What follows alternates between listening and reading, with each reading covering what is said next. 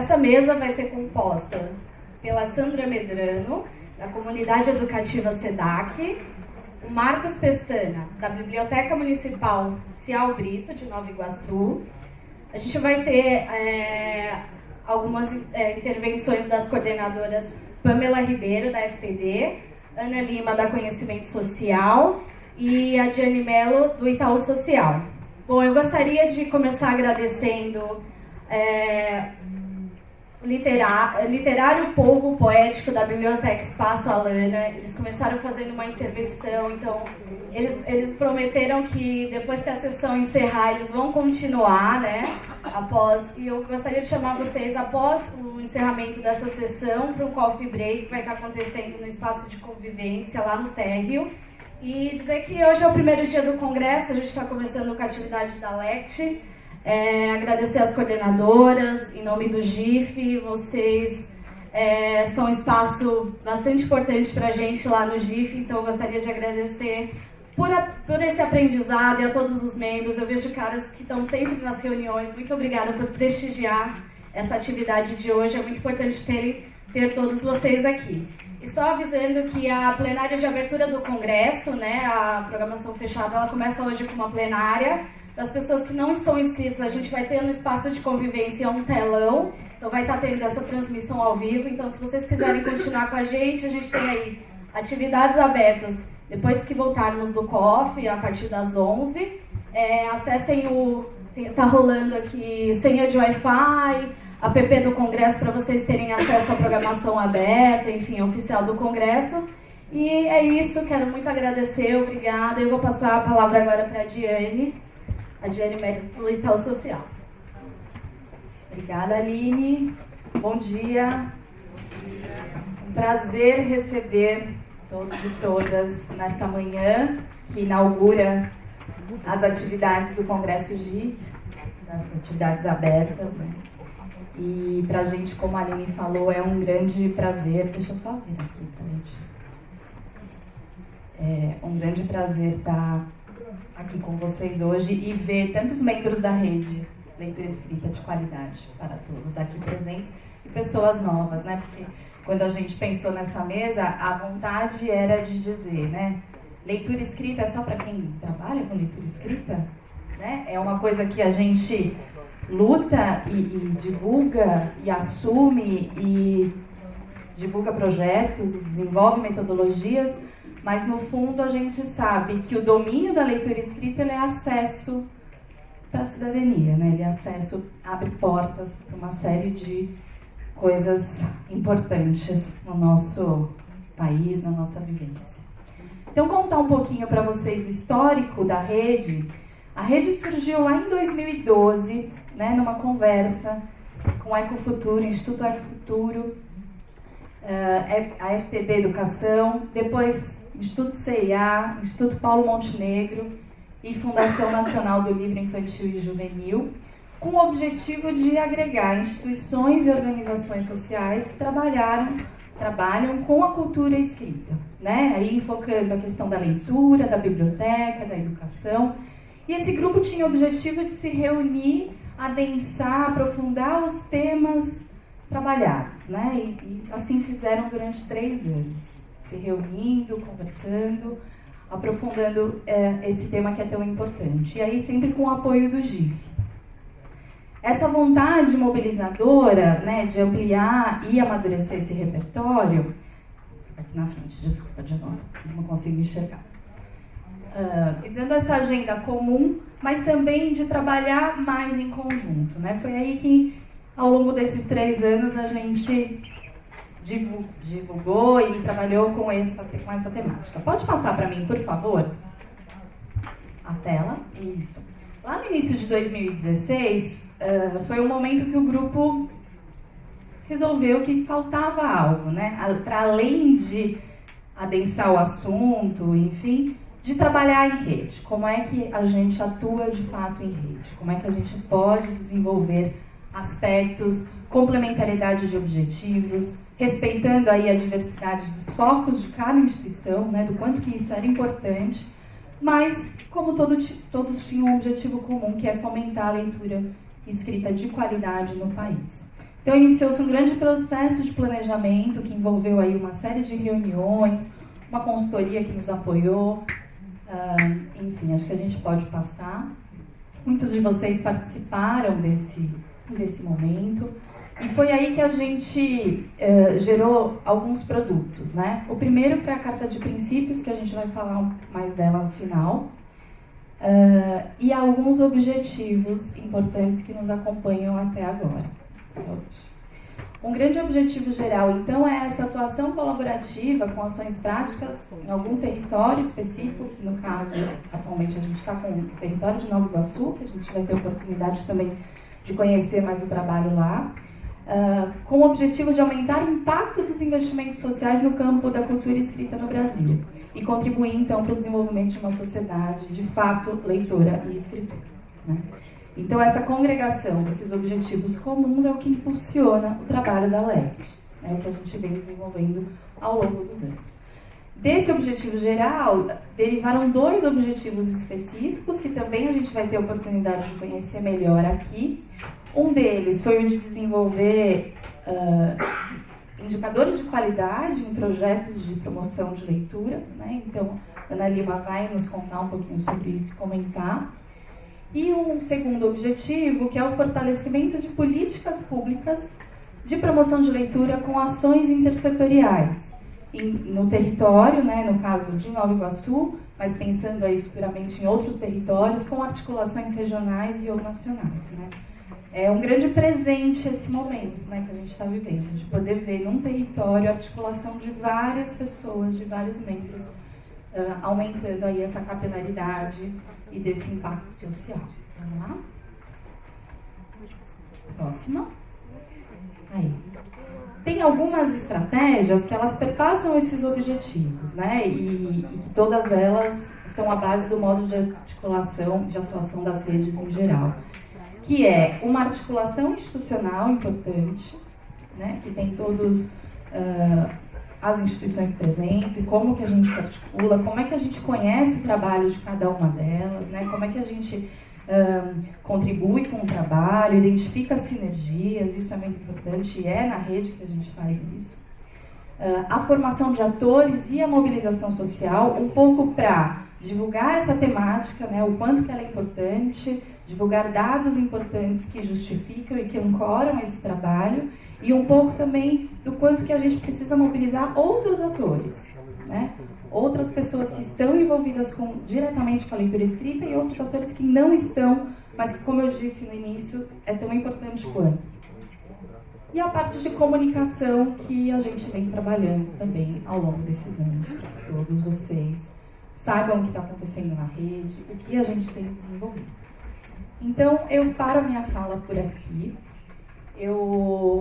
Como disse, é um prazer compor a Rede LECT, conhecer o trabalho, né, de cada membro. Eu faço um agradecimento aqui também à Biblioteca do Espaço Alana, né, que trouxe aí ao povo poético para iniciar essa atividade, mas também do envolvimento de cada um de vocês. Acho que o fortalecimento dessa rede e como ela chega até aqui, né, esse momento do Congresso era um momento muito importante para todos nós, né, de apresentar o que foi feito até aqui, esses trabalhos. Então, eu falo em nome da coordenação da Rede LECT, que é um prazer enorme começar esse trabalho. Ana Lima, por favor.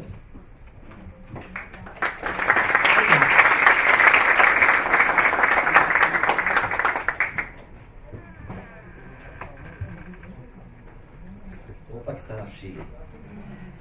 Bom dia a todos, todas. Bom, eu sou a Ana, sou uma das pessoas que está na coordenação da rede.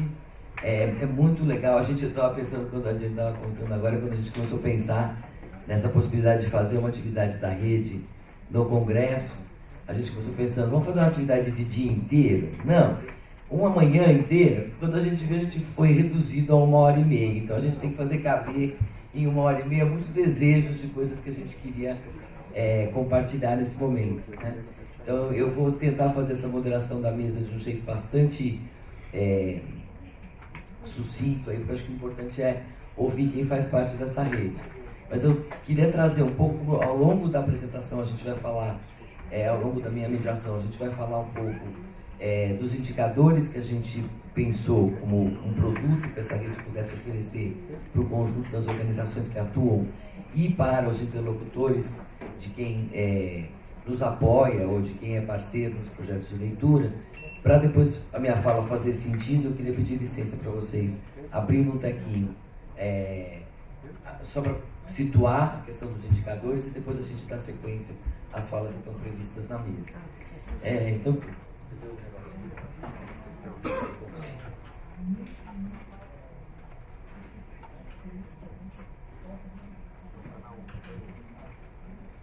devagar.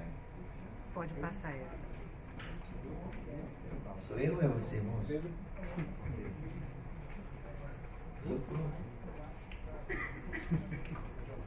Bom, o desafio que a gente tinha de cara, essa rede é uma rede composta por organizações de múltiplo perfil.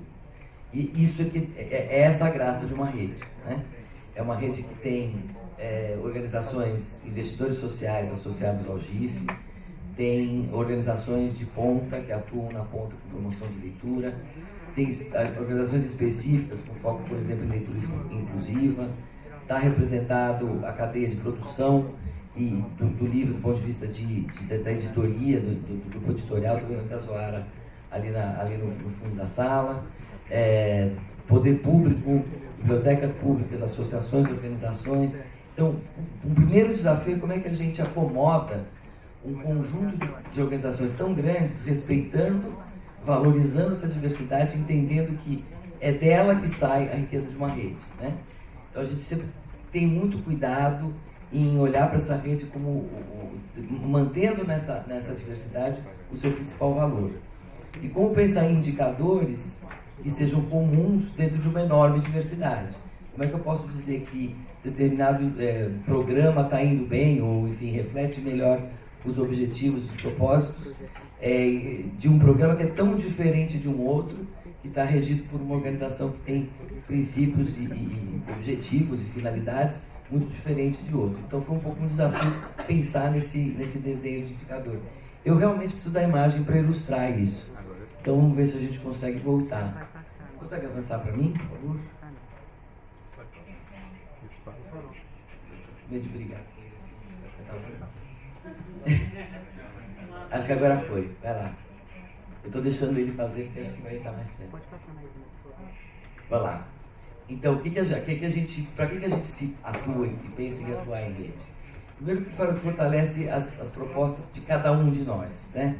Promove um diálogo entre esses diferentes mundos, entre esses diferentes atores. Propicia ações colaborativas e coordenadas entre os membros. Isso não é novidade, muitos de nós já trabalhávamos juntos entre nós.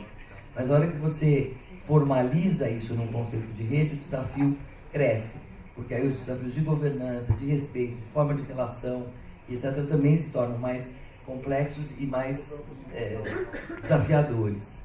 E principalmente porque contribui para o entendimento da leitura como um campo, que é um campo de incidência e um campo de investigação, né? Então nós não é que casualmente trabalhamos com leitura, a gente tem um princípio, tem uma lógica de entender que trabalhar com leitura leva a determinados lugares e que configura isso então como um campo que merece investigação e que também tem uma lógica de incidência. O próximo, por favor. E aí é o que eu estou falando, a gente na rede acolhe então essa enorme diversidade, seja de atores, perfil de atores, de espaços, a gente está falando de escolas, bibliotecas, formais e informais, iniciativas da comunidade, eventos, um amplo espectro de espaços, de objetivos, de propostas de ação. A gente já somos muitas organizações e a gente quer ser mais. Então parte de realizar esse encontro no GIF hoje tem um pouco de objetivo de atrair mais gente para essa rede. Pode passar o próximo, por favor. E a gente entende um pouco que essa ideia de promover a leitura como direito, promover a leitura como algo que empodera, que deixa o indivíduo pronto para atuar no seu próprio desenvolvimento, no desenvolvimento da sociedade onde ele atua, ela se dá principalmente através dessas três esferas, né? A promoção da leitura na escola, na esfera comunitária e na esfera pública. E é aí que a gente vai construir o nosso sistema de indicadores, abarcando todas essa diversidade que existe em torno dessas três esferas. O sistema, então, pode passar o próximo, por favor, e o próximo também. Ele vai tentar... não, pode ir. Ele vai tentar... o próximo. Através dessa estrutura que tem, por um lado, as três esferas, e em cada esfera 5 dimensões, criar uma espécie de framework onde cada um pode construir o seu conjunto de indicadores de acordo com o seu programa. Então a gente passa o próximo slide, por favor, acho que aí dá uma ilustrada melhor. Dessas 5 dimensões, para cada esfera, escolar, pública e comunitária, a gente quer analisar os aspectos das políticas públicas existentes, sua existência, seu grau de implementação, sua coerência, sua efetividade, etc. A estrutura física dos espaços, variedade, diversidade, qualidade de acervo, estrutura humana disponível, quantidade de gente disponível, horário de funcionamento dos locais que propiciam a leitura, etc. Formação dos profissionais que atuam nessa interface de formação de leitores, as práticas e as transformações que isso está operando. Então, para qualquer um dessas três esferas, a gente consegue olhar para essas dimensões na sua especificidade. E é disso que a gente vai comentar ao longo das falas dos demais. Eu me estendi mais do que o previsto, mas um pouco até por uma questão de encrencas técnicas. Queria então chamar para compor a mesa e ouvir de vocês diretamente quais são essas ações e como elas se articulam dentro dessa rede, começando pela Sandra, entrando, o SEDAC, já vai contar para a gente o que eles fazem na esfera da escola, né? Vamos para a mesa, Sandra, já vou subir também. Queria chamar também o Márcio Kleck, da Fundação Fitsetu,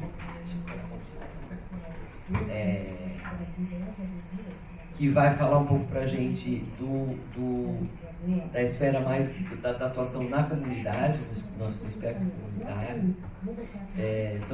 São currículos vastos e importantes, eu não vou ler-los todos, mas ele vai ficar no material aí da apresentação. E para finalizar, chamar também o... Ixi, agora deu para... Não, ainda não. O Marcos precisa de nome, peço desculpa. Que é talvez a cereja do nosso bolo, né? É onde a gente conseguiu, de fato, enquanto rede, construir uma primeira ação coordenada e combinada entre diferentes organizações que compõem essa rede. Eu vou começar pedindo para a Sandra contar um pouquinho e vou ser chata, ou melhor, a Pamela vai fazer o papel da chata, né, Pamela? De fazer controlar o tempo, ela não controlou o meu, obrigada, porque senão eu teria estourado. Mas eu prometo economizar tempo na sequência. A gente tem então para ouvi-los contando de como é que funcionam esses projetos nessas três esferas. Obrigado.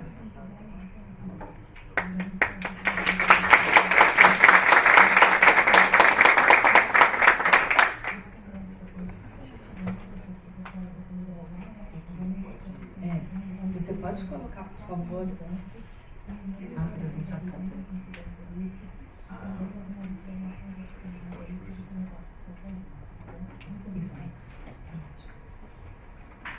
Bom, primeiro eu gostaria de agradecer o convite em nome da comunidade educativa SEDAC para a gente falar um pouquinho de alguns projetos de formação que nós realizamos para a formação de leitores em contextos escolares, desde muito pequenininhos.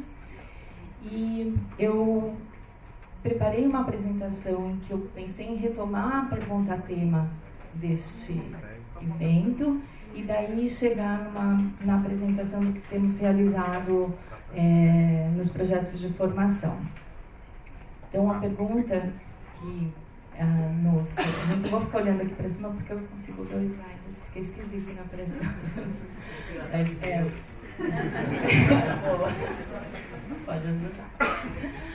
Bom, então a pergunta era se é possível que a gente tenha um Brasil democrático e sustentável sem a leitura e escrita de qualidade para todos, e acho que essa é uma pergunta que a resposta acho que ninguém tem muitas dúvidas, mas que faz a gente pensar por que, né, que a gente ainda tem que ficar discutindo de que precisamos garantir essa igualdade de oportunidade para todo mundo.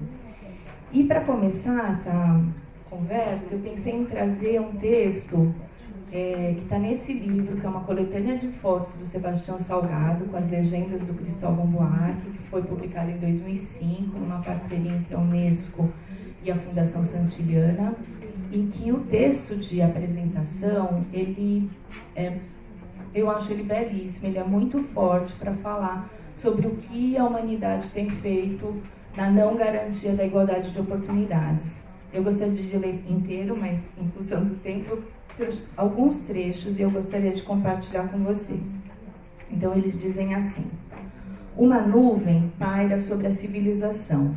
A crescente desigualdade entre ricos e pobres faz os seres humanos se considerarem cada vez menos semelhantes. Similar à cortina de ferro que separava países, uma cortina de ouro serpenteia pelo planeta, atravessando países e separando pessoas. A diferença no acesso aos bens e serviços criados pela modernidade, está separando os seres humanos. A humanidade entrou no século XXI dividida. Uma parte tem acesso às maravilhas do novo século. A outra enfrenta uma implacável apartação.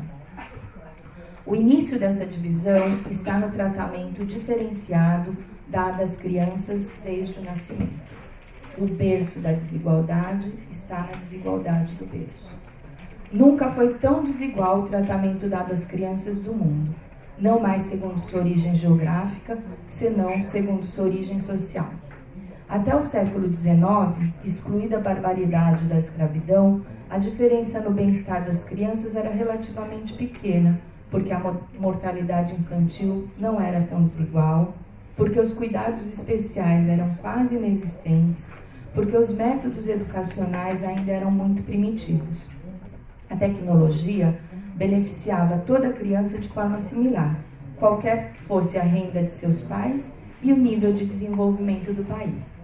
Mesmo nas raríssimas exceções, os filhos das classes aristocráticas europeias dispunham de poucos benefícios em relação às crianças pobres de seus países. Se o berço da desigualdade está na desigualdade do berço, é nele que devemos corrigir a desigualdade social que desponta no horizonte da história. Um programa mundial para igualar os berços das crianças, garantindo a todas elas bens e serviços essenciais, especialmente educação, ajudará o mundo a derrubar a cortina de ouro e romper a apartação. Eu destaquei um trecho em que eles dizem que o mundo precisa corrigir essa distorção, derrubar a cortina de ouro que separa as crianças, garantindo a todas o acesso a uma educação plena e de qualidade. E quando a gente fala dessa educação plena e de qualidade, acho que um pedaço muito importante a gente pensar nas escolas públicas, principalmente em países como o nosso, em que é na escola pública que as crianças que tiveram um berço desigual vão poder ter oportunidades que as igualem um pouco mais. Então é com essa convicção que na comunidade educativa SEDAC nós fazemos projetos para fortalecer o trabalho dos educadores nas escolas públicas. E aí, então, pensando nessa educação de qualidade, a gente está aqui falando de leitura, então estamos pensando numa leitura de qualidade, e isso passa por garantia de acesso aos materiais escritos e a participação das crianças em situações de leitura próximas às que acontecem socialmente. Então, principalmente nesses dois aspectos, quando nós fazemos os projetos de formação de educadores, nós atuamos nessa discussão sobre o acesso aos materiais e a garantia de situações que sejam próximas às que as crianças que têm mais acesso, por terem economicamente mais favorecidas, têm no dia a dia. Então, a gente tenta garantir isso na formação. Quando nós pensamos especificamente na formação da educação infantil, pensando na formação então dos leitores desde bem pequenininhos, o que normalmente nós encontramos nas práticas são situações que se distanciam muito de uma formação do leitor, do acesso à literatura em si. O que muitas vezes nós encontramos são situações em que são feitas narrações orais de contos tradicionais que retiram toda a beleza da linguagem escrita, que se diferencia da linguagem oral cotidiana, ou presenciamos situações em que se leem livros muito simples ou que se trocam as palavras porque acham que as crianças não são capazes de entender o que está escrito naqueles livros. E também, muitas vezes, uma conclusão após a leitura que o professor faz, no sentido de garantir que todo mundo chegou à mesma ideia naquela leitura. Então, é muito visível uma concepção de criança e uma concepção de leitura que não ajuda a gente a romper essa desigualdade que a gente quer do acesso e da formação leitora. Então, nas formações, a gente tem esses 3 tópicos principais, que é a discussão sobre a organização dos acervos e dos espaços, porque até pouco tempo atrás nós tínhamos uma política pública muito eficiente de distribuição de livros, mas era muito comum chegarmos nas escolas e os livros estarem ainda em caixas, em depósitos, ou guardados dentro da sala dos professores, ou da sala da diretora, enfim, que não eram acessíveis. Então, com o trabalho com os diretores e os coordenadores pedagógicos, nós discutimos muito a organização, seja num corredor, seja numa sala específica, nas condições que a escola tenha, a disponibilização do acervo para que seja acessível tanto para os professores quanto para as crianças. Também em relação à quantidade e qualidade do acervo, então do que é oferecido para essas crianças, para que elas tenham a oportunidade de terem o livro em mãos numa quantidade e não só os livros que são muito baratinhos e que esses que vão para a mão, porque ele não ajuda a construir um conhecimento sobre leitura. E, por fim, a questão da mediação de leitura, né? Como é que o professor faz esse encontro entre o livro e as crianças de forma que elas possam se tornar leitoras.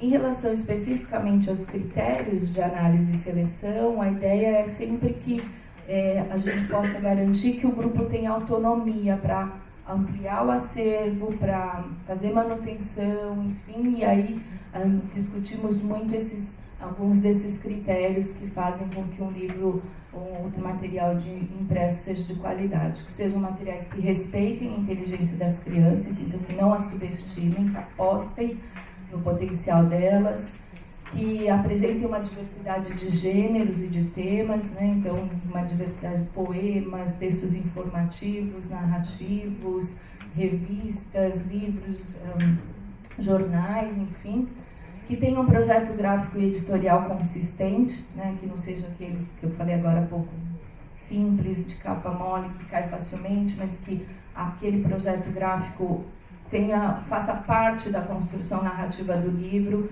e que respeite a capacidade do leitor, que sejam livros ou textos que possibilitem diferentes interpretações e não só uma fechada de alguém que acha que tem a verdade do que está ali escrito, que convidem e estimulem as crianças a interagir com a história e que principalmente sejam apreciados e que surpreendam os adultos, porque quanto mais um adulto se maravilhar e se surpreender com aquele livro, se envolver, melhor essa mediação que ele vai fazer. Vou tentar correr aqui, e aí em relação à mediação, a gente tenta fazer uma discussão de como é que se dá essa relação para que uma situação de leitura se aproxime de uma situação de leitura fora do ambiente escolar, então que as crianças possam ter ali no mediador uma pessoa que apoie e que estimule a construção de sentidos e que elas possam colocar em jogo desde muito pequenas comportamentos típicos de leitores. E para finalizar, acho que os números sempre, para quem é da área de educação, a gente às vezes não é muito simpático a eles, mas quando a gente fala em relação à igualdade de oportunidades, se a gente está aqui aliando uma oportunidade a uma qualidade do que é oferecido, acho que é importante a gente pensar que se em um período de 3 anos da educação infantil, por exemplo, a gente garante que as professoras leiam todos os dias para as crianças livros de qualidade, a gente está garantindo aí em 3 anos um repertório de 600 leituras. E isso provavelmente vai fazer com que elas tenham uma possibilidade maior de acessar essa cultura escrita e poder fazer parte dela de forma mais ativa. Obrigada.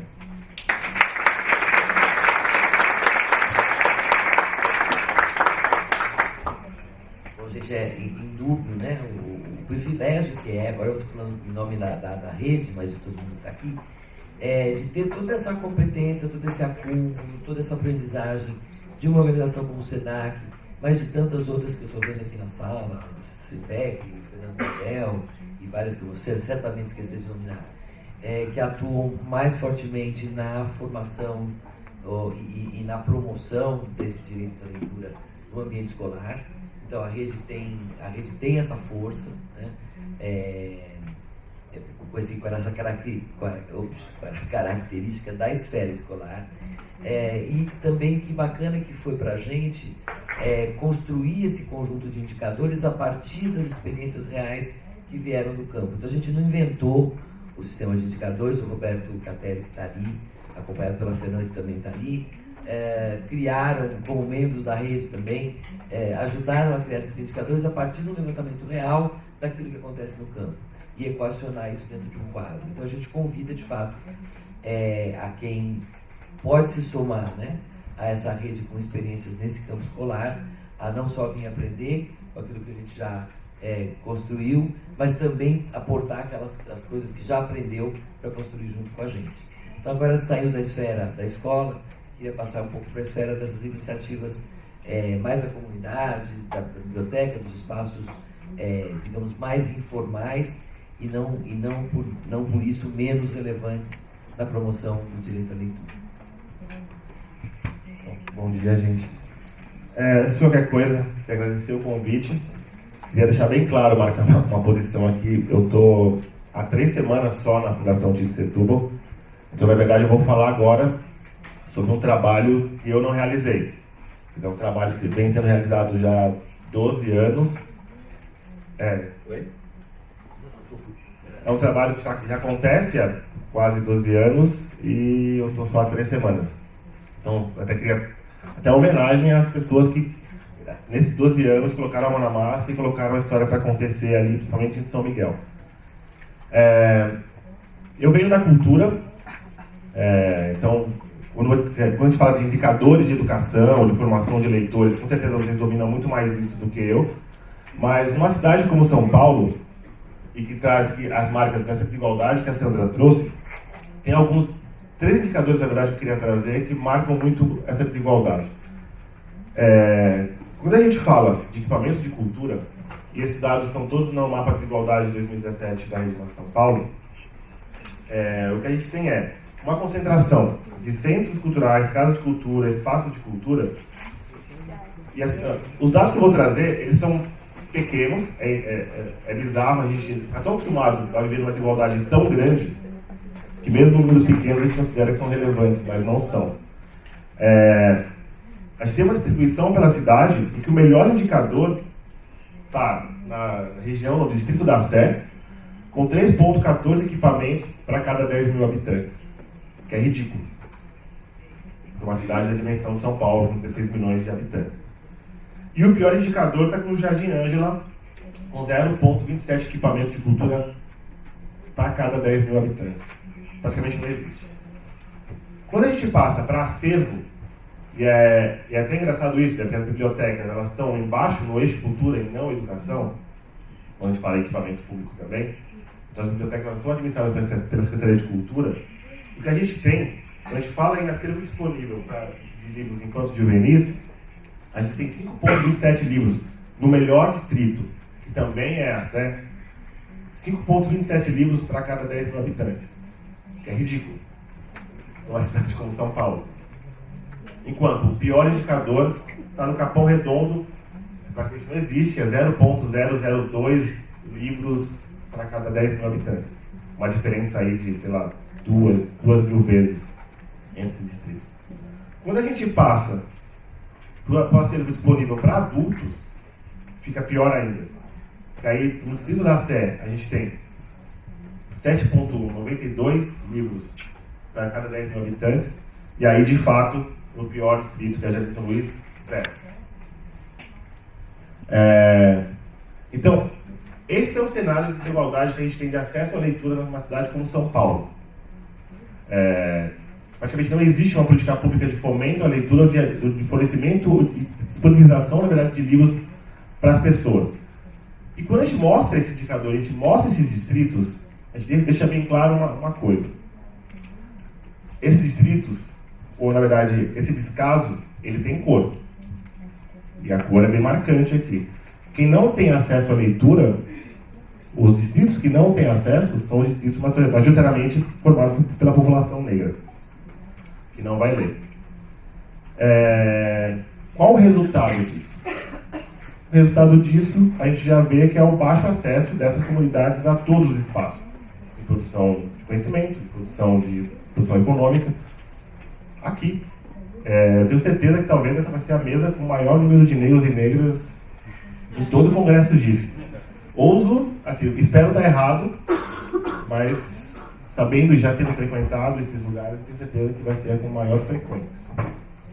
E esse é o resultado imediato disso. A Fundação Tim Setúbal, e aqui eu vou falar agora desse resultado de novo, quero marcar de novo essa posição, eu não tenho nada a ver com isso, gente, eu só estou trazendo, na verdade, e falando, representando o trabalho que outras pessoas realizaram. Tem um trabalho já de 9 anos, com o Festival de Literatura e do Livro de São Miguel, e que antes, nos 3 anos anteriores, era só a Feira do Livro. Então, na região de São Miguel, os pontos em que eram distribuídos livros e que a Fundação atuava subiram de 19 pontos em 2011 para 51 pontos em 2017. Alcançando aí, só em 2017, mais ou menos 25 mil pessoas no território da Zona Leste. A gente está falando aqui de uma região só. Ao mesmo tempo que nos últimos 3 anos, e essa é a parte mais interessante, a Fundação ela vem, então, atribuindo temas ao festival que são relevantes para as discussões políticas e sociais pelas quais o Brasil vem passando. Em 2015, o tema foi democracia, né, com diferentes vozes para construir histórias. Então, é como que a gente dá voz aí para a diversidade de opiniões e tudo mais. A segunda, narrativa, em 2016, narrativas de gênero, que era feminismo, feminismo e outras histórias, que estão dando voz para as mulheres nesses territórios. E o ano passado, que aí então a abordagem de narrativas raciais, com o tema de letras pretas. É como que a gente dá visibilidade para a produção literária negra. E aí entra o desafio que eu assumo, na verdade, agora em 2018, que é como que a gente fortalece essa iniciativa na Zona Leste e como a gente consegue ampliar isso para toda a cidade. Exemplo do Rio de Janeiro, que é a FLUP, sei lá, como que a gente poderia criar em São Paulo um circuito literário das quebradas para dar vazão para essa produção. E aqui agora sou eu, é o Márcio Black falando, menos fundação, porque eu não posso falar pouco ainda, pelo pouco tempo que eu estou aqui, mas existe um reflexo aí que a gente precisa considerar, que é, sim, precisa ser fomentada a leitura nos territórios, precisa ser levado livros de qualidade e tudo mais para a galera, mas a gente não pode desconsiderar de maneira nenhuma a produção que já acontece nesses territórios. Porque por mais que durante todos esses anos tenham sido criadas todas as barreiras possíveis para que as pessoas não acessassem a leitura e logo não acessassem a cidadania, não pudessem decodificar os acessos à política, ao social, ao que seja, essas barreiras foram superadas. E essas pessoas começaram a produzir literatura, começaram a ler, começaram a escrever. E hoje, isso não é uma questão que se refere só às organizações. a cidade como um todo. Existe uma blindagem hoje do que é centro, do que é zona oeste. Esse oásis de privilégio, onde a gente vive. Eu falo isso porque eu também moro, eu sou morador de Perdiz, que é quase o epicentro, né, desse oásis de privilégio. Existe uma blindagem entre esses territórios e o restante da cidade. Então, às vezes parece que nós somos leitores e eles não, que nós produzimos literatura e eles não. E aqui eu reservo assim, eu falo eles porque eu realmente me coloco do lado de cá. Quando na verdade, quando isso não é verdade. Tem muita literatura, tem muita produção literária irradiando nesses lugares.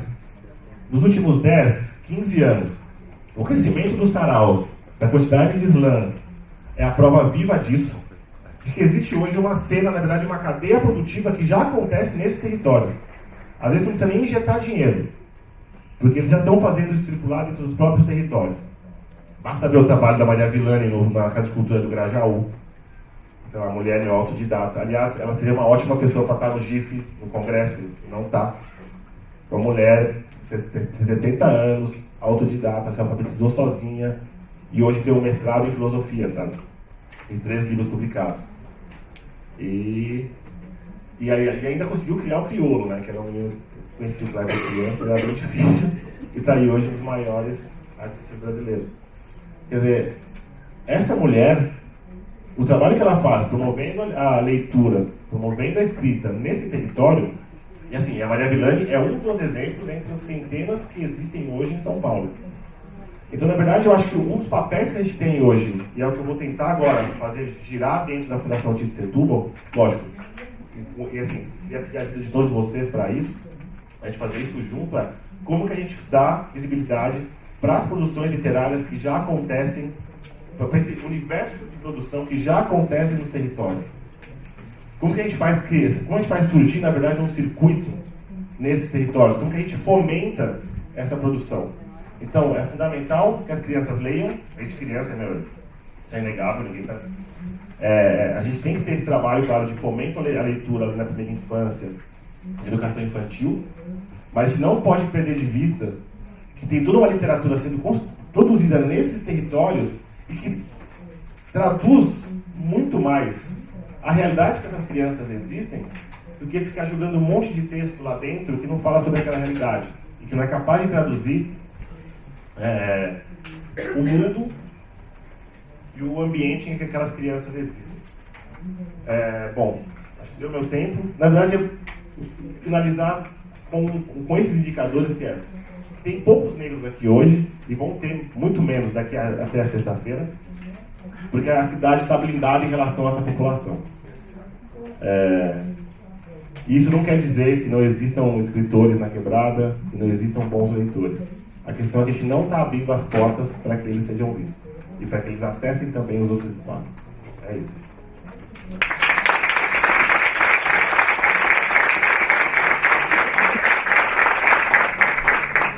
Obrigado, Márcio. De novo, só me resta repetir a mim mesma, dizendo que, de novo, privilégio, né? De novo, privilégio de ouvir, e de novo, privilégio de poder integrar nessa rede isto e isso, né?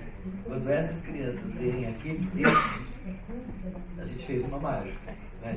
E se cada um está na sua paróquia, a gente fica, isso é da Secretaria de Educação, isso é da Secretaria de Cultura, isso é do município, isso é do Estado, isso é do privado, isso é do público. A gente vai ficar conversando, tirando a linha. Então, esse desafio, essa oportunidade, de fato, que essa rede está trazendo, da gente juntar isso e tentar atuar a partir de entender a necessidade dessa intersetorialidade, mas não na teoria, sim na prática, tem sido um desafio gigante. A gente fica aí, só um recadinho que eu vou esquecer de novo pela terceira vez. Uma lista de presença está rodando, por favor, assim. Já puxaram a orelha 3 vezes. E aí quero fazer de público aqui um super agradecimento à Iracema, acho que nada disso estaria acontecendo se não fosse ela. Então a gente está aqui não só hoje, né, mas assim, na própria dinâmica dessa rede, com essa figura que nos impulsiona a todos. E aí dizendo que isso tudo já levou agora a uma ação concreta, né? porque a gente ouve às vezes falar muito, mas assim, passar da teoria para a prática, da vontade para a ação, é difícil. Nova Iguaçu, e aí vou convidar a Marcos a falar disso, não só como representante da esfera pública, né, que é aquela que a gente faltou ainda escrever na conversa, mas ele é um exemplo concreto de uma ação onde essa rede está junto, essa grupo de organizações está junto, primeiro com a intenção de construir aprendizagens e discutir juntos e aprender juntos e trocar. E depois, já há 2 anos, com a intenção de fazer, a gente está hoje tentando fazer de verdade em Nova Iguaçu. Ainda estamos nos primeiros passos e vão ser eles daqui a pouco que vão nos dizer quão relevantes nós fomos nessa contribuição que tentamos trazer para o território. Mas eu quero escutar o Marcos e no final espero que no GIF daqui a 2 anos a gente celebre juntos o Super Away que a gente conseguiu produzir lá em Nova Iguaçu. Bom dia a todos. Vamos falar um pouco sobre mim, acho que já tem um pouco a biografia estampada aí no slide. O que acontece, gente? Eu estou atuando já 2 meses, um pouco bom, né? Cheguei ontem. Mas eu já atuo já na Prefeitura de Nova Iguaçu há 5 anos. Então, eu sou professor da rede, sabe? Sou professor de educação especial. Eu tenho formação em bioeconomia. E durante 1 ano atrás eu fui procurado, né, para compor, ser membro da Secretaria de Cultura. Então, com a transição da Secretaria de Educação, com a chegada de novo secretário, foi possível essa minha ida para a Secretaria de Cultura. Hoje eu sou lá chefe da Biblioteca Pública Municipal Ciel Brito, na Nova Iguaçu. E 3 anos atrás eu fiz a minha dissertação de mestrado, inclusive nessa mesma biblioteca, trabalhando com usuários com deficiência intelectual, a questão das contribuições das coleções acessíveis para o público.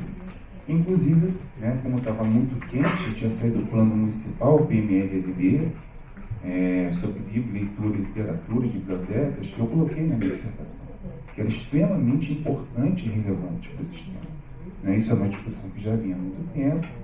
Em 2014 foi promulgada essa lei. Nova Iguaçu é o único município no Brasil que tem um plano municipal que está em vigor, se encontra em vigor. Em 2016, isso, né, pelo histórico que depois foi levantado, a gente teve o Timão que teve essa parceria que o LECT escolheu o município de Nova Iguaçu também por ter o plano municipal aprovado. Então, o que acontece?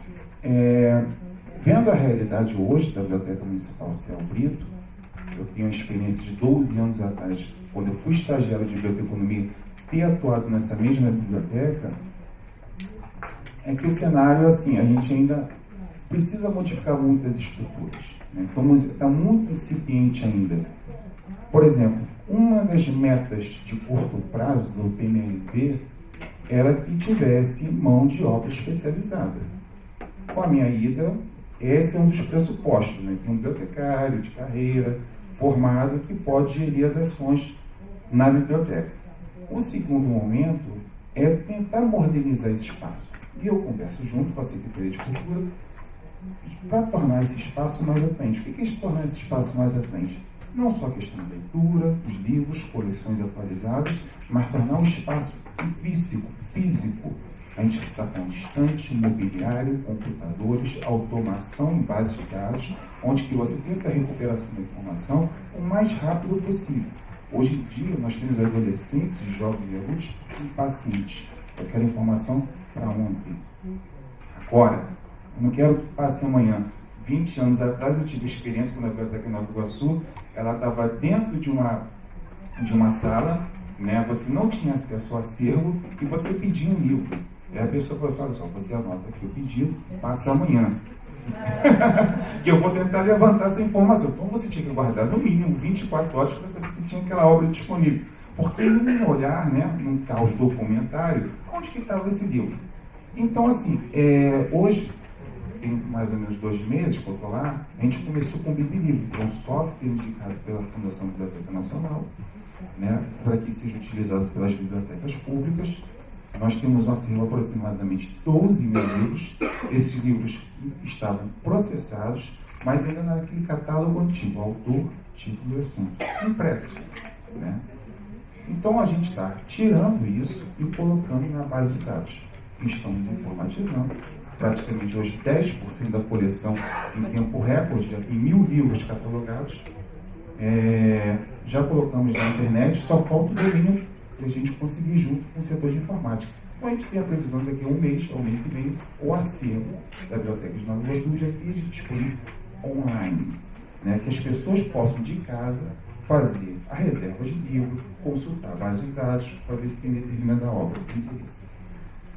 O município de Nova Iguaçu, ele é muito grande, ele tem mais ou menos 67 bairros, né? A biblioteca fica localizada no centro de Nova Iguaçu. Então, assim, vou pegar um pouco da fala do Márcio, a gente tem bairros muito distantes, que se torna para a população até inviável, né? Até do ponto de vista econômico, você pegar duas conduções e se deslocar da biblioteca para fazer um cadastro na biblioteca, ter acesso ao acervo literário. E a gente precisa criar bibliotecas públicas, né, que é uma meta de longo prazo do PMLB, em cada URG. Cada URG, que significa? São 9 grandes regiões, né, unidades regionais do governo, que é composto por vários bairros. Então, tem determinado URG que fica 25 quilômetros, 30 quilômetros de distância do centro de Nova Iguaçu. Você precisa levar 1 hora, 1h20 de ônibus, transporte coletivo, para chegar. Então, por que não atender a demanda? Mas a gente só atende a demanda se a gente formar um grupo de profissionais coesos, participativos, que falem a mesma linguagem, né, e que a gente utilize o mesmo sistema. Porque a gente está adotando isso junto com a parceria com as bibliotecas comunitárias que tem em Nova Iguaçu. São 14 bibliotecas. Eu estou conversando com a coordenadora, que é a Mônica Verdão, e tentar estabelecer um vínculo, né, junto com elas também, que pode ter esse apoio logístico, técnico, de a gente fomentar esse debate e atender a demanda dessas comunidades que moram distante do centro de Nova Iguaçu. Um grande debate que eu trago, que a gente precisa discutir, acho que até pensar, é o papel da biblioteca. Quando a gente fala da questão do livro impresso, a questão do e-book, livro digital, e disponibilizar acesso à internet à população. O acesso à informação é o primeiro passo, mas não é tudo. A gente tem acesso à informação aqui. Muito obrigado. Nossos smartphones, celulares, o tempo todo nós temos conectados. Estar conectado não significa necessariamente que eu estou produzindo conhecimento. Eu tenho um turbilhão de informações que podem passar para mim desapercebidas e eu chego no final do dia. O que eu aprendi de fato? Eu tive acesso a várias coisas, mas eu tenho uma superficialidade sobre os conteúdos. Será que eu preciso debater sobre um determinado assunto? Então é isso. A gente teve a questão da internet, mas veio com muito cuidado, para evitar a dispersão. Existem muitas coisas sedutoras na internet que podem nos afugentar da leitura, do debate, e trazer o que a gente chama de polarização. Olha, eu penso de uma maneira e não quero ouvir o que você pensa. Ou seja, existem dois grupos bipartidários. A gente vê a questão das redes sociais, de xingamentos, de pessoas que não se conhecem, mas as pessoas se distinguem pela distância.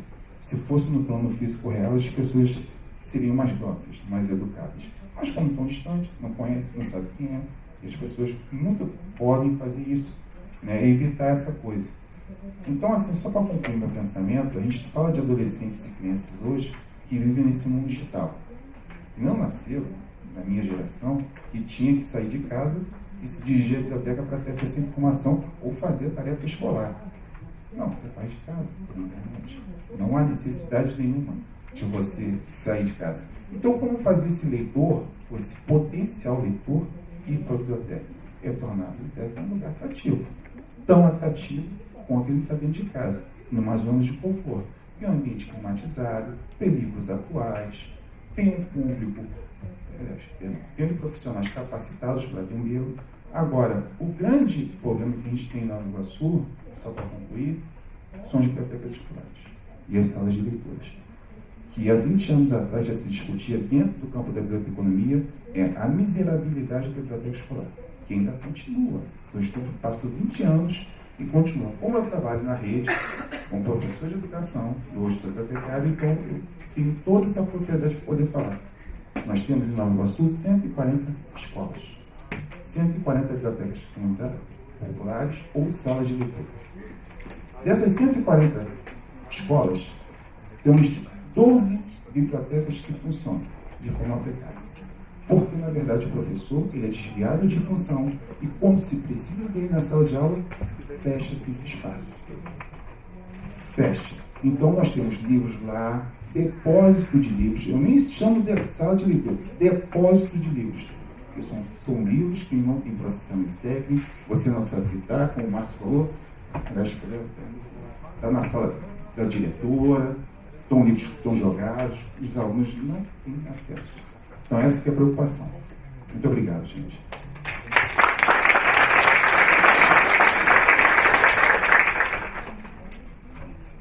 Acho importante a gente agregar que quando a gente começa a atuar enquanto Redlect em Nova Iguaçu, a gente não leva o milagre. Né? Nova Iguaçu está lá, ela está atuando, ela é o primeiro e talvez o único município que hoje tem um plano municipal de leitura vigente, ela tem orçamento, dotação orçamentária para botar esse plano. Então a gente chega com enorme respeito para aquilo que está rolando. Para ilustrar aquilo que está rolando, a gente vai pedir que vocês façam um vídeo que foi construído, mostra essa trajetória.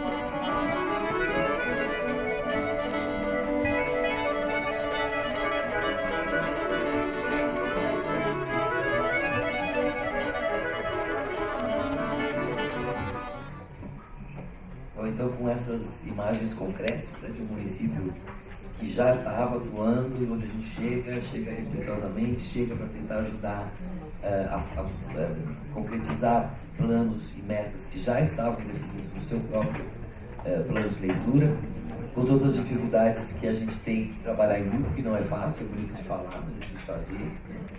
E agora, enfim, pediria a todos um aplauso para os nossos três.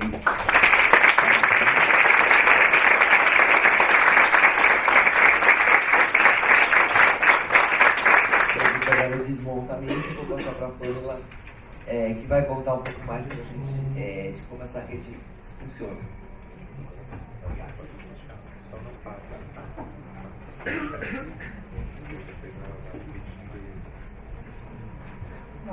Bom dia. Infelizmente, o tempo é muito curto, né? A gente está caminhando já aqui para o final. Mas antes de chamar a nossa última intervenção aqui dessa manhã, eu queria fazer algumas considerações sobre a LECT e dois convites para vocês. Tá? A primeira consideração tem a ver com o que a Ana falou sobre a questão da diversidade da rede. Né? Para a gente, essa diversidade é muito importante. Quanto mais diversa, melhor. A gente acredita que quanto mais organizações que representam esse ecossistema da leitura a gente tiver na rede, mais fortes a gente fica, mais legítimos a gente fica, e mais qualidade a gente consegue trabalhar em rede, de forma coordenada com mais qualidade. Só que a gente não pode só ter diversidade de instituições na rede, a gente também tem que pensar nessa questão da diversidade quando a gente fala da governança da LECT. Né? Até hoje, a LECT ela se estruturou da seguinte forma: a gente tem as organizações que são membros da rede, pessoas que participam dos nossos encontros, das nossas conversas, participaram do planejamento estratégico que a LECT fez. Eu vou até passar, eu vou fazer umas idas e voltas, tá, gente? Eu acho que tem algumas coisas assim.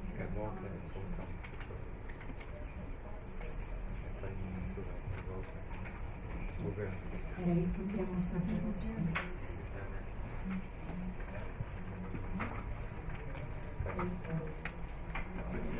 Posso passar eu?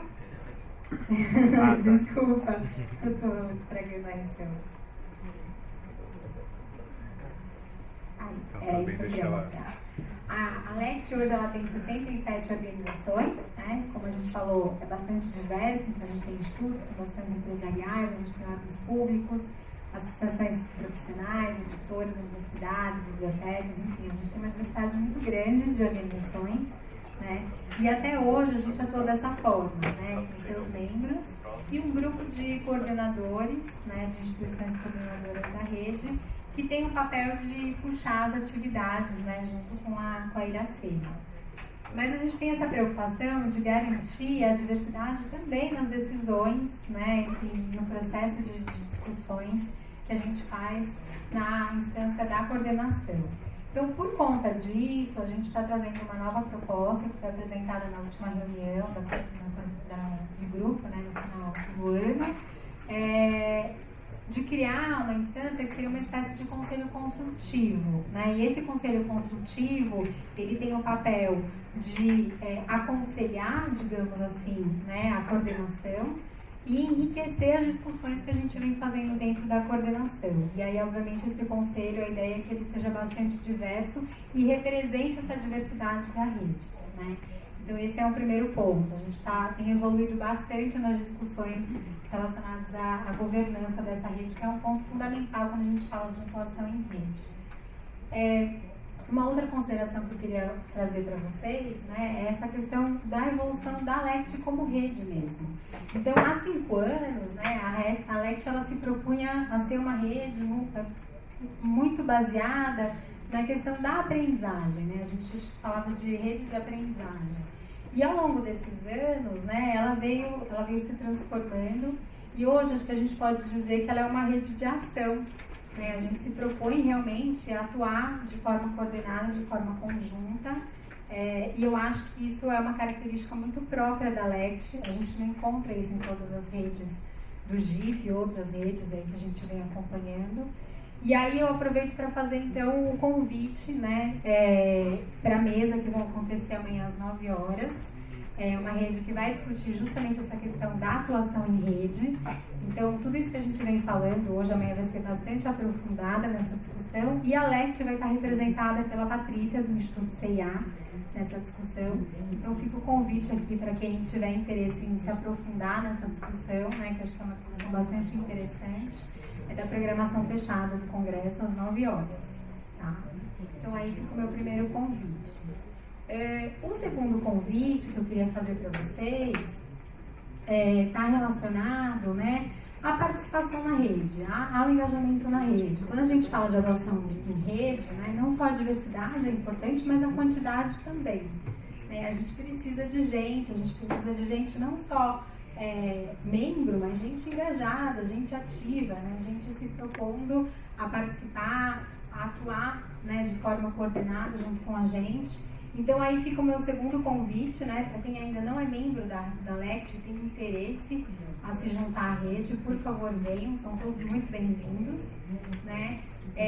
Tem uma outra questão também que a gente se preocupa bastante, que é a questão da sustentabilidade financeira da rede, que a gente vem discutindo nas últimas reuniões, né. A LECT vive hoje de doações de investidores sociais. Então fica aí também um convite, né, para quem acredita nessa forma de atuação coordenada, né, tiver interesse em apoiar a rede financeiramente também, estamos super abertos, né, para conversar. E o terceiro convite fica para o nosso termo, né, acho que todo mundo aqui talvez já tenha tido contato com a nossa carta de princípios, né, que circulou aí nos últimos dias. A gente vai ter agora uma intervenção bem bacana do grupo Escritureiros. Eles vão apresentar para a gente essa carta de uma forma muito mais interessante do que alguém lendo a carta. Então, eu queria chamar agora o pessoal. Peraí, tem um último recado. Tá. Todo mundo aqui recebeu esse marcador de livros, né? Atrás tem um QR Code. Através desse QR Code vocês conseguem acessar, né, essa carta, ler essa carta e também assinar, né? Mostrar a signatário dessa carta. Mas para a gente conhecer essa carta de uma forma um pouco mais interessante, um pouco mais lúdica, então eu gostaria de chamar o pessoal do grupo para fazer essa última intervenção e já agradecer aqui a presença de todos vocês.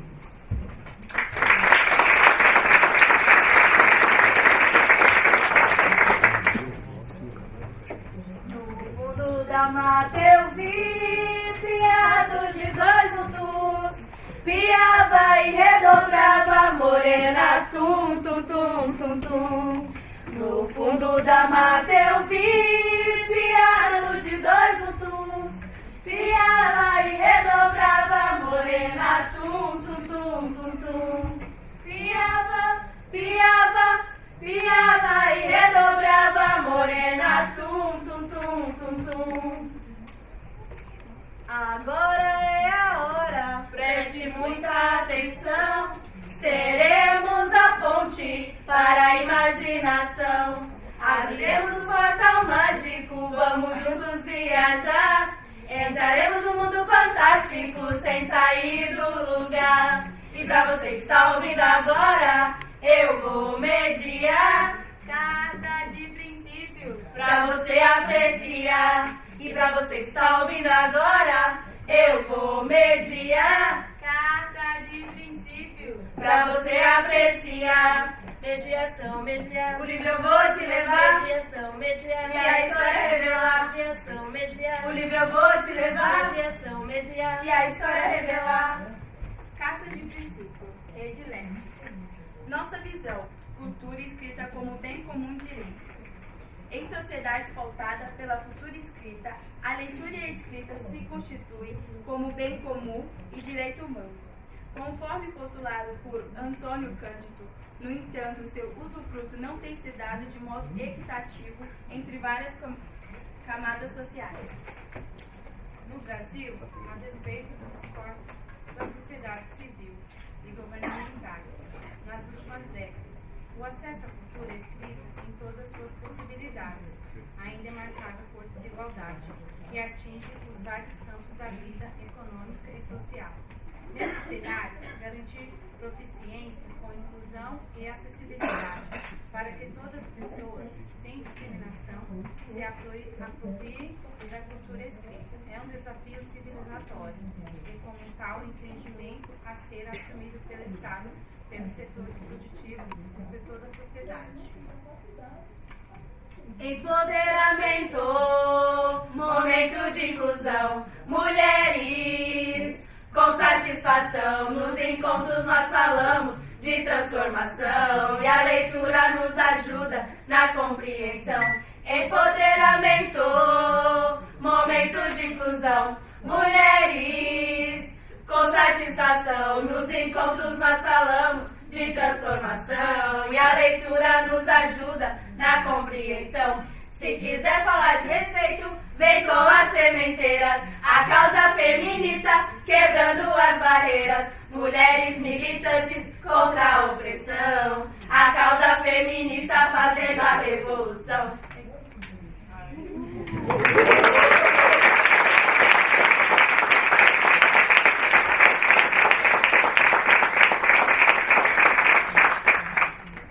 Levar a ler e a escrever, inclusive em sua vertente artística e literária, é oferecer combustível para que as pessoas desenvolvam a razão intelectual e sensível, para que ampliem seu repertório cultural e suas possibilidades de interlocução, de constituição de conhecimento, de ser e estar no mundo.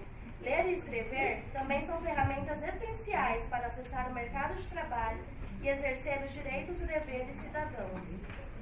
Posso entender melhor se me acostumar com o seu jeito de... Existe cooperação e transversalidade, como tônica e linha de base para toda e qualquer ação humana. Só assim será possível construir uma sociedade mais democrática, justa, igualitária e sustentável, para a qual é indispensável o domínio da leitura e da escrita no contexto de uma educação básica, integral e de qualidade. Nikosi Sikeleli África, Malupacanismo Condolaio, tava dormindo, tambor me chamou, Kosi Sikelela, Tina, Lusapolaio,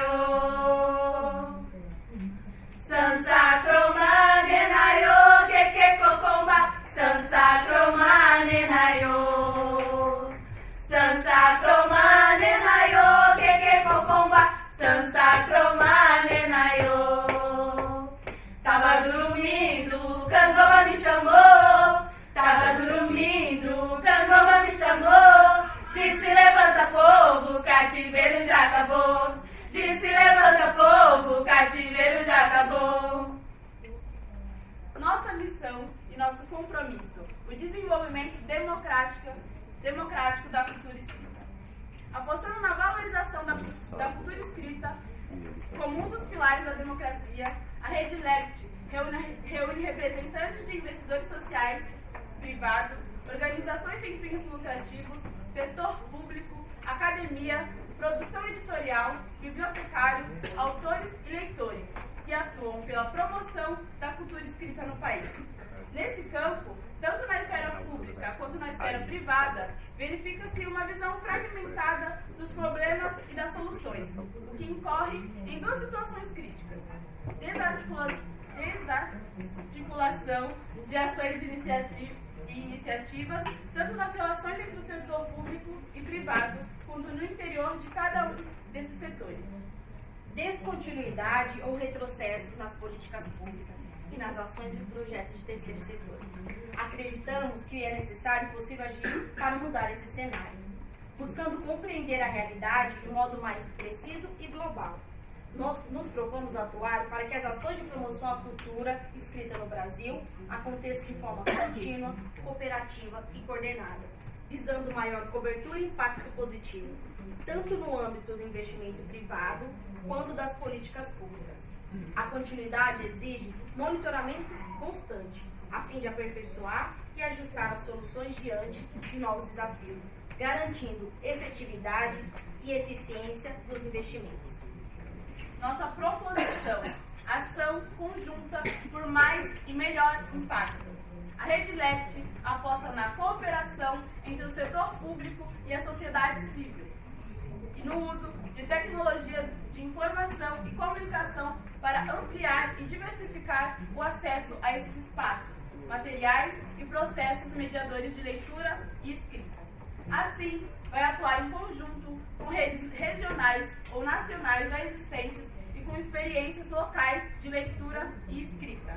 Juntando recursos, metodologias e saberes, a Rede Lect atua de forma cooperativa entre seus integrantes, desenvolvendo ações com o compromisso de contribuir para a universalização do direito à cultura escrita no Brasil. O cirandeiro, ó, a pedra do teu anel brilha mais do que o sol. O cirandeiro, ó, a pedra do teu anel brilha mais do que o sol. Pode fazer uma casa de farinha, tem madeirinha que o vento possa levar. Ou passa sol, ou passa chuva, ou passa vento, só não passa o movimento do cirandeiro a rodar. Ou passa sol, ou passa chuva, ou passa vento, só não passa o movimento do cirandeiro a rodar. Eu tava na peneira, eu tava peneirando. Eu tava na peneira, eu tava peneirando. Eu tava no namoro, eu tava namorando. Eu tava no namoro, eu tava namorando. Eu tava na peneira, eu tava peneirando. Eu tava na peneira, eu tava peneirando. Eu tava no namoro, eu tava namorando. Eu tava no namoro, eu tava namorando. Obrigado pelo momento que aqui juntos passamos, embora com o vento, nossa marca aqui deixamos. Se você nos procurar, você pode encontrar caminhos da leitura, você vai se apaixonar. Hey! Caminhos da leitura, você pode encontrar. Livro, literatura, você vai se apaixonar. Hey! Caminhos da leitura, você pode encontrar.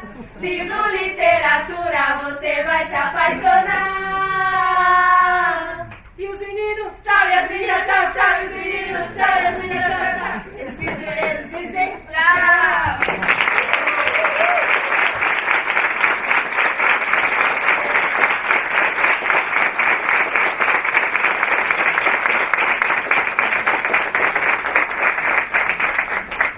Bom, gente, primeiramente agradecer, né, esse convite de ter participado desse evento da rede.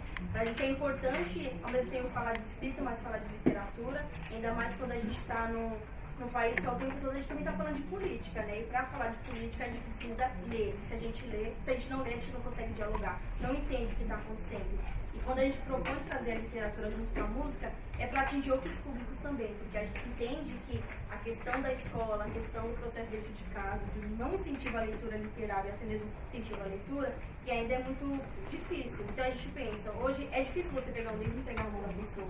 E hoje que a gente vê por aí, nos ônibus, nos pontos, na rua, é o pessoal ouvindo música. Então a gente procurou trazer a música junto com a literatura, mas de uma forma diversificada. Então aqui a gente vai trazer um pouco aí do toque do funk, do rap, da cultura lá do Nordeste, e a gente vai trabalhando isso. E agradecer a Iracema, né, por esse convite. Obrigado. E aí, só apresentar, bom, meu nome é Sidneia, eu sou articuladora e gestora da Biblioteca Embarcamento da Leitura, que fica na região de Parelheiros. E aí fica um convite para você estar visitando. A biblioteca é uma ação do IDEAC, Instituto Brasileiro de Estudo Apoio Comunitário e os Escritureiros, representado pela Bel e pela Val. E aí depois vocês também podem, quiser conversar sobre um pouquinho mais, as minhas vão se apresentar para vocês conhecerem um pouquinho. Mas é isso, gente. Obrigada.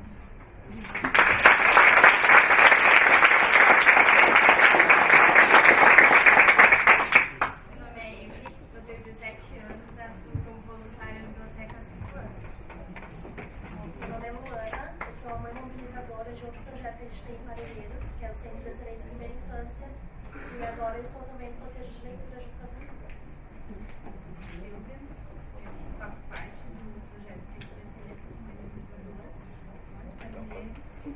e sou do Cortejo. Eu também sou uma mobilizadora, que atua pelo Centro de Excelência em Primeira Infância, e também sou gestora e articuladora da Casa das Histórias, que é um outro espaço comunitário no bairro próximo à Biblioteca Caminhos da Leitura, que surgiu a partir de reflexões. Rafael.